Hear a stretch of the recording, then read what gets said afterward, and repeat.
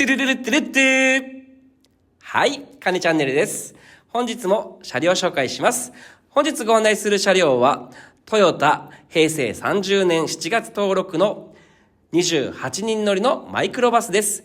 走行は8万8000キロ、馬力は180馬力のオートマモケット、リクライニングのリアヒーター付き、冷蔵庫付きとなっております。ご希望のお客様は、金谷ホームページを見て、どうぞお問い合わせくださいませ。お問い合わせお待ちしてます。